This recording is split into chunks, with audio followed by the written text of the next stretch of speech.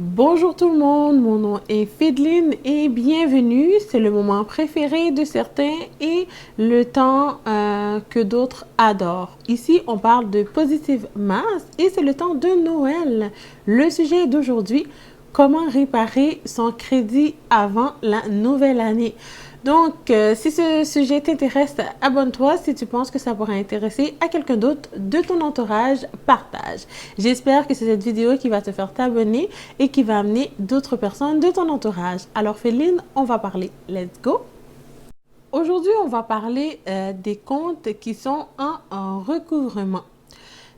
J'imagine que plusieurs d'entre vous se posent sûrement des questions ou ont des gens alentour de vous qui se posent des questions par rapport à des comptes qui vont en recouvrement.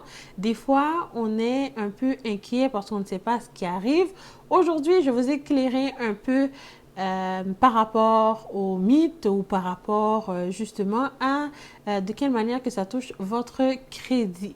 J'ai inscrit quelques points dans une feuille, donc je vais essayer de regarder pour vous expliquer un peu si des fois il y a un manque de mon côté, je vais essayer de me référer à ma feuille. Donc je devrais être en mesure de pouvoir vous expliquer sans trop regarder la feuille. J'y connais beaucoup en recouvrement, mais ce que je pourrais faire aussi, c'est regarder au cas où que j'aurai un peu une perte de mémoire, comme qu'on dit.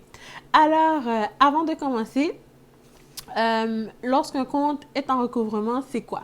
C'est un compte ou plusieurs comptes, on va parler d'un compte qui a des dates limites, qui avait des paiements qui devaient être effectués, qui n'ont pas été effectués. Donc, il y a une agence de recouvrement qui achète malheureusement ces comptes-là et vous êtes peut-être dans... vous faites peut-être partie des gens qui n'ont malheureusement pas pu payer vos dettes à l'échéance. Donc, vous avez des dettes d'échéance que vous devez payer vos dettes. Vous voyez, des fois, lorsque vous recevez une facture à la maison, ça vous dit payer avant 3 janvier 2021. Donc, vous, le 4 janvier 2021, vous le payez. La plupart du temps, je ne vais pas vous dire que vous êtes en retard parce qu'il y a une date d'échéance. Lorsqu'on paye, on a une date qu'on paye, donc une date pour effectuer le paiement. Donc, les agences de recouvrement ou les banques, disons, avant que ça aille en agence de recouvrement. Donc, vous avez votre carte de crédit, vous ne l'avez pas payé ou vous avez jusqu'au 3 janvier 2021 pour le faire. Donc, c'est la toute première fois que vous êtes en retard ou que vous allez être en retard. Ce n'est pas si grave, ce n'est pas lamentable. C'est sûr, c'est mieux de payer la carte de crédit, mais si vous ne l'avez pas fait parce que justement c'était Noël et que tout était fermé, dites-vous que lorsque vous avez une date d'échéance, vous avez peut-être 2-3 jours de plus pour que vous puissiez faire le paiement. Pourquoi? Parce que le système qui traite vos paiements ont une date pour le recevoir. Donc, il y a une date d'échéance et une date de perception. Donc, c'est le 3 janvier, pardon, que vous devez effectuer votre paiement. C'est la date qu'on vous demande de l'effectuer. C'est sûr, c'est toujours meilleur de le faire à l'avance. Donc, si ça nous dit le 3 janvier, des fois, la banque prend un peu plus de temps. Des fois, c'est le temps des fêtes. Des fois, justement, ils n'ont pas eu le temps de faire le virement. Donc, c'est toujours bien de le faire à l'avance. Donc, si on nous dit le 3, on essaie de le faire 2-3 jours à l'avance. C'est parfait. Le 3, ça va arriver à votre banque et vous serez en mesure d'être à date pour vos paiements. Mais disons que le 3 janvier, ça va être la 4e fois que vous allez être en retard. Donc, vous n'avez pas pu faire aucun paiement minimum sur votre carte qu'on vous demandait. Il se pourrait que ce soit 10 dollars, 20 dollars, 100 dollars, 1000 dollars, peu importe, c'est qu'on a un montant minimum à faire selon le montant qu'on nous a prêté. Donc, selon le montant de la carte de crédit, on a un montant minimum à effectuer. Donc, on ne l'a pas effectué, on est rendu à notre 4e mois et là, une agence de recouvrement achète ces montants-là. Donc, achète votre compte. Donc, l'agence de recouvrement maintenant possède votre compte. Donc, c'est donc pourquoi cette agence-là va vous envoyer une lettre, va vous téléphoner même très souvent. Et oui, c'est permis de téléphoner aux gens. Donc, c'est sûr, dans les heures qui sont permises, pardon, ce sont 8h30 le matin jusqu'à 19h59 le soir, donc l'heure de l'Est. Alors, oui, malheureusement, au Québec, les agences de recouvrement sont permises de vous téléphoner si vous êtes en retard et qu'ils ont vos données avec eux et que vous êtes avec eux parce qu'ils ont acheté votre dette. Donc, ils ont payé, exemple, la carte de crédit. Ils ont acheté la dette, donc vous ne devez plus rien à la carte de crédit, mais vous devez maintenant à l'agence de recouvrement parce que l'agence de recouvrement a déjà acheté votre dette. Donc là, les paiements que vous allez faire ira à l'agence de recouvrement parce que l'agence a déjà payé. Mais là, on n'est pas là pour savoir à qui appartient l'argent, on est là pour parler de votre crédit. Donc, il ne faut surtout pas vous laisser aller en recouvrement. Est-ce une mauvaise chose? Je vais vous dire non, parce que vous pouvez toujours réparer la chose, parce qu'on ne sait jamais qu'est-ce qui pourrait vous arriver, qu'est-ce qui pourrait arriver aux gens de votre entourage.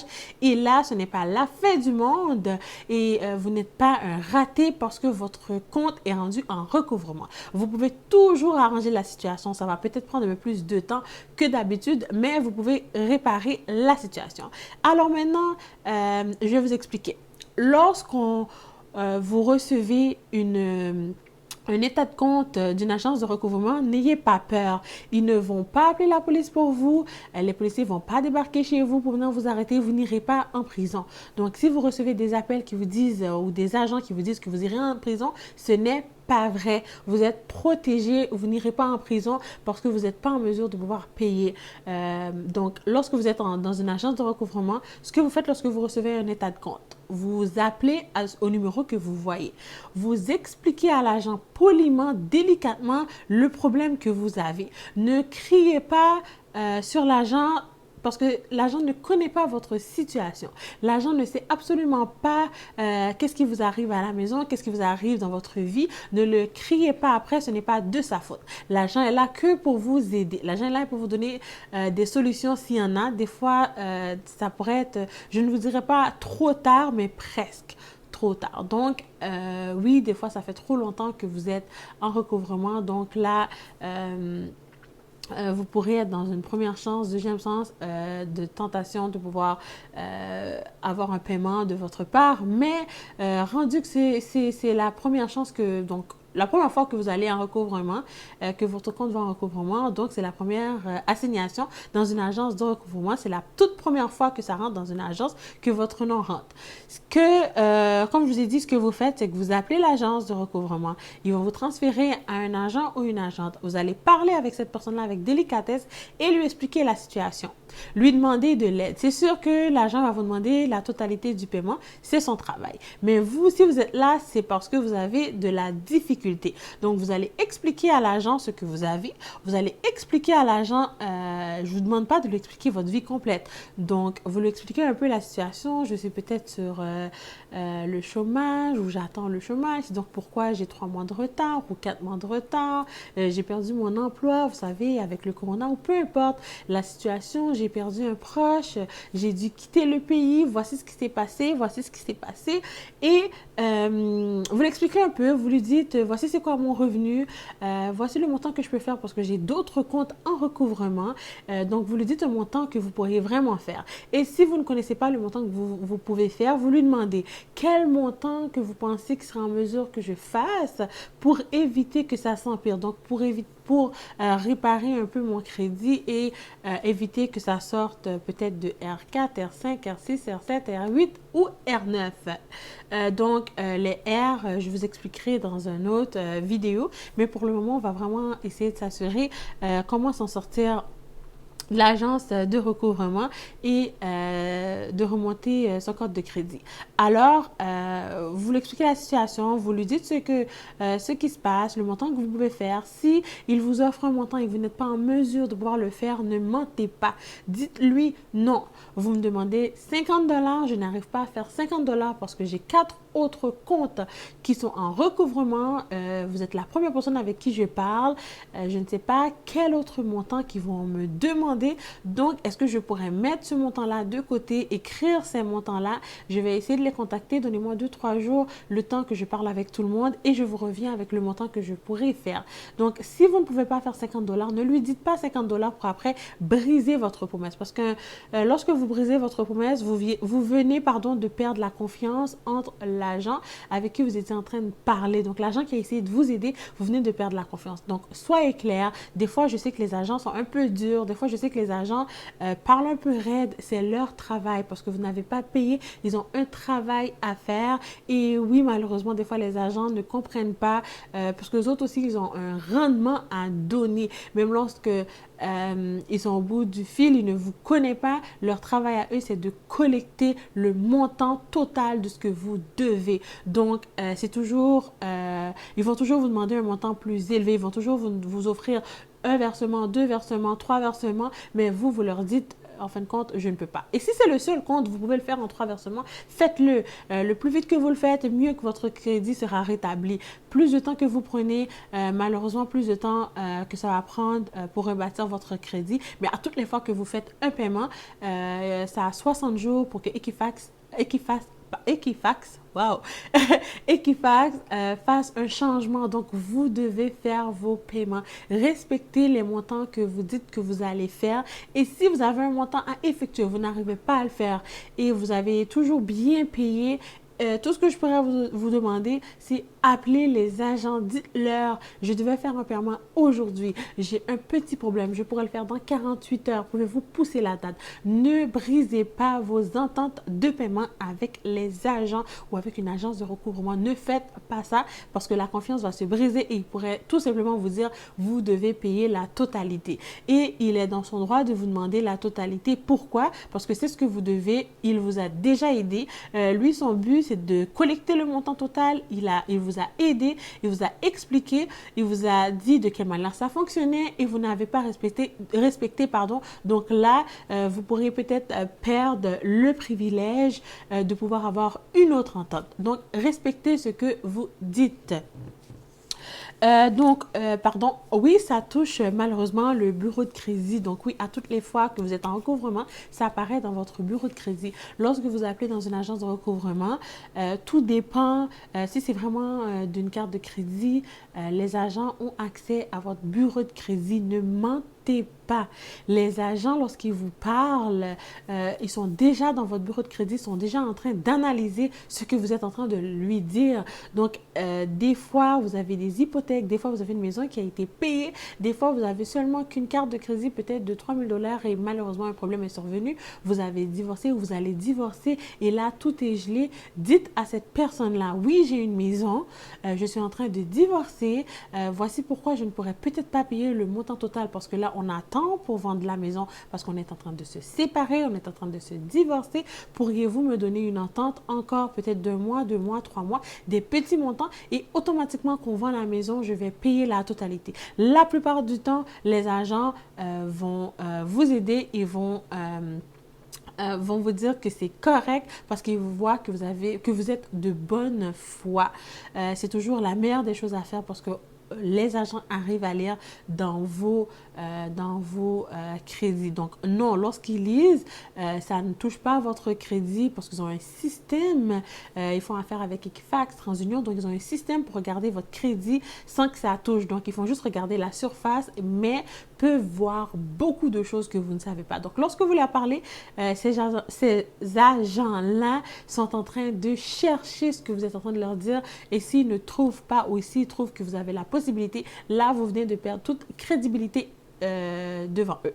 Lorsque vous avez un montant à effectuer, si il vous demande un trop gros montant, si vous n'êtes pas en mesure de le faire, faites un montant au moins aux 2 semaines. Donc, si vous dit 50 $, vous êtes en mesure de pouvoir faire seulement que 25 $ aux 2 semaines, dites-lui de vous aider et de mettre vos paiements aux 2 semaines. Ça va le faire plaisir de vous aider à rebâtir votre crédit. Donc, après après avoir terminé de payer la totalité, votre montant, vous allez recevoir une quittance. Donc, après, vous deviez, je ne sais pas moi, 3 000 $ avec les intérêts, parce que malheureusement, lorsque vous êtes dans une agence de recouvrement, la plupart du temps, vous allez avoir des intérêts. Et tout dépend avec quelle compagnie que vous avez fait affaire, tout dépend avec quelle carte de crédit. Donc ça change. Disons, OK, on s'arrête à 3 100 $. Donc, vous avez payé votre 3 100 $ au complet en 3 mois ou en 6 mois. Vous allez recevoir une quittance à la maison. Cette quittance-là, vous allez l'envoyer à Equifax et TransUnion. C'est sûr que l'agence de recouvrement va le mettre dans vos dossiers, mais c'est toujours très important de votre part de prendre cette quittance-là, de le demander surtout. Des fois, il y a des agences qui oublient de vous envoyer votre quittance. Donc, ce que vous faites, c'est que vous prenez cette quittance, vous l'envoyez à Equifax ou TransUnion. Si vous n'avez pas leurs informations, allez sur Internet, sur Google, tapez leur nom, Equifax, TransUnion, vous allez voir leurs adresses. Rendez-vous si c'est possible ou appelez-les. Ils vont vous dire peut-être de faxer ou de vous rendre chez eux, leur donner cette quittance. Donc là, ça va remonter votre bureau de crédit si l'agence avait oublié de le faire, et garder ces quittances-là quelque part dans vos papiers pour quelques années. On ne sait jamais la vie. Autre chose que je vais vous dire, c'est ne prenez jamais une offre de règlement. Une offre de règlement, c'est quoi? Donc, c'est que vous devez 3 000 $, donc c'était ce que vous avez dépensé pour votre carte de crédit. On vous avait prêté, la banque vous avait prêté 3 000 $ et vous n'avez pas pu le payer. Vous avez, là, l'agence de recouvrement a acheté votre compte. Et malheureusement, là, peut-être que vous avez été chargé 400 $ de plus. Vous avez été chargé 400 $ de plus, donc là, on est rendu à 3 400 $. Donc, vous savez que vous devez seulement 3 000. Lorsque vous appelez, vous pensez que vous avez donné 3 000. Là, on vous dit non, vous devez 3 400, mais je peux vous offrir une offre de règlement. Donc, ce que je fais, c'est que je vais rentrer dans mon système, j'ai accès, je rentre dans mon système, je vous donne une offre de règlement qui est quoi? Qui est, vous allez payer seulement le montant que vous avez utilisé, non les intérêts qu'on vous a mis. Donc, vous me donnez 3 000 $ en 2 versements et j'enlève le 400 $. Mais, il y a un gros mais. Ce 400 $ là va quand même rester dans votre bureau de crédit. Vous ne pourriez pas avoir un R1 parce que vous avez eu une offre de règlement. Ça va apparaître que vous avez payer le 3 000 $ sur le 3 400, mais il va toujours rester une balance qui sera le 400 $ qui va être inscrit à côté. C'était une offre de règlement. Donc, on vous a aidé. Et ce que vous voulez, c'est qu'on vous aide, mais pas que ça apparaisse dans votre bureau de crédit, c'est qu'on vous a aidé. On ne vous fait pas la charité. Donc, ce que moi, je pourrais vous dire, c'est que vous êtes en mesure de payer 3 000 $. Payez votre 3 000 $ et le 400 $, faites-le en petits versements. Ils ne vous diront jamais non. Donc, je fais 3 000 en 2 versements parce que je vais vendre ma maison. Je suis en train de la vendre. Le notaire va me faire le transfert dans 1 mois, dans 2 mois, dans 3 mois. Donc, je vais prendre 4 mois ou 5 mois pour payer, ou 6 mois même, pour payer le montant total. Donc, c'est toujours mieux d'aller doucement, mais d'arriver sûrement. Donc, tous ceux qui vont lentement vont arriver sûrement, garantis. Donc, vous payez 2 fois 3 000 et le 400 $. Si vous pouvez le faire en 2 autres versements, vous le faites. Sinon, vous le faites par tranche de 50 ou de 100 $. Vous allez quand même remonter votre crédit, mais à la toute fin, vous avez peut-être pris un peu plus de temps, mais à la toute fin, vous auriez un R1 qui est excellent à la place peut-être d'avoir un R4 ou un R5 parce que vous avez eu une offre de règlement. Tout ce que je conseille, c'est de remonter votre crédit tout simplement. Donc, vous remontez votre crédit, vous faites ce que vous avez à faire, vous le faites doucement mais sûrement, vous allez y arriver, ne vous inquiétez pas, ce n'est pas une mauvaise chose d'être en recouvrement. Comme je vous ai dit, vous n'irez pas en prison, personne ne va venir chez vous, vous arrêter, aucun policier va venir frapper à votre porte. Donc, si vous voyez que vous recevez des menaces, vous avez la protection du consommateur. Donc, toute question que vous avez, allez sur l'Internet ou appeler la protection du consommateur. Donc, vous êtes protégé, vous avez du monde qui travaille pour vous, même lorsque vous êtes en recouvrement, pour éviter justement qu'on vous fasse du mal, pas en venant vous arrêter, mais en vous disant peut-être n'importe quoi au bout du téléphone. Donc, ça va vous aider. Ces gens-là vont vous aider, vont vous dire ce qui est vrai et ce qui n'est pas vrai. Donc, oui, malheureusement, vous allez recevoir des appels si vous ne prenez pas votre téléphone. Vous allez recevoir des appels de l'agence de recouvrement qui va essayer de vous demander un paiement. Donc, n'ayez pas peur. Prenez le téléphone, répondez, expliquez la situation. Et si l'agent n'est pas en mesure de pouvoir vous aider, demandez à parler avec un superviseur, demandez à parler avec un gérant, un manager, comme vous voulez, le directeur, comme vous voulez, demander à parler avec quelqu'un de plus haut. Et cette personne-là sera sûrement en mesure de pouvoir vous offrir une chose beaucoup plus meilleure que peut-être l'agent. Ou si c'est vraiment le cas de ils ne peuvent pas peut-être descendre le montant un peu plus bas, superviseur, gérante, peu importe, directeur va vous aider, va vous dire la vérité, ce qu'il en est dans votre dossier parce que vous n'êtes pas en mesure de le faire. J'espère que cette vidéo t'a aidé, j'espère que cette vidéo t'a permis peut-être d'enlever quelques peurs. Donc non, en étant en recouvrement, vous n'êtes pas des ratés, vous êtes des personnes et vous avez le droit d'avoir de la difficulté.